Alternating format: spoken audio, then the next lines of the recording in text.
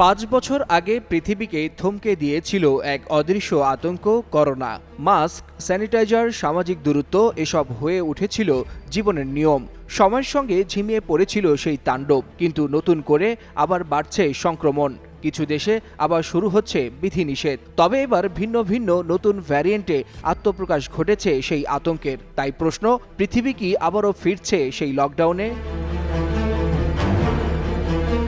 2020 সালে যে করোনা বিশ্বকে গৃহবন্দী করেছিল, সেই আতঙ্কের নতুন রূপ ফিরেছে চীন, জাপান, ইউরোপ, আমেরিকা এবং সিঙ্গাপুর, ভারত, বাংলাদেশ ও মালদ্বীপ সহ দক্ষিণ এশিয়ার বেশ কয়েকটি দেশে। এরই মধ্যে বিভিন্ন দেশে শনাক্ত হয়েছে করোনার নতুন কয়েকটি ভ্যারিয়েন্ট, যা আগের ধরনগুলোর তুলনায় অনেক বেশি সংক্রামক। করোনার শুরুর দিকে বেশি ক্ষতিগ্রস্ত হয়েছিল প্রাপ্তবয়স্ক ও রোগপ্রবণ ব্যক্তিরা। তবে এবার শিশু ও তরুণদের মাঝেও ছড়িয়ে পড়ছে নতুন এই ভ্যারিয়েন্ট। বিশ্ব স্বাস্থ্য সংস্থার সর্বশেষ তথ্যে দেখা গেছে, শুধুমাত্র গত সপ্তাহেই পূর্ব এশিয়ায় আক্রান্ত বেড়েছে উল্লেখযোগ্য হারে। চীনে নতুন ভ্যারিয়েন্টের প্রাদুর্ভাব ঠেকাতে নির্দিষ্ট কিছু স্থানে আবারও জারি করা হয়েছে আংশিক লকডাউন। জাপানে নতুন সাব ভ্যারিয়েন্ট KP.3 নিয়ে উদ্বেগ বাড়ছে বিজ্ঞানীদের মধ্যে।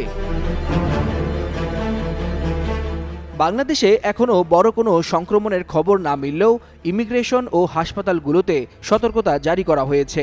স্বাস্থ্য অধিদপ্তর বলছে, যে কোনো পরিস্থিতির জন্য প্রস্তুতি নেওয়া হচ্ছে।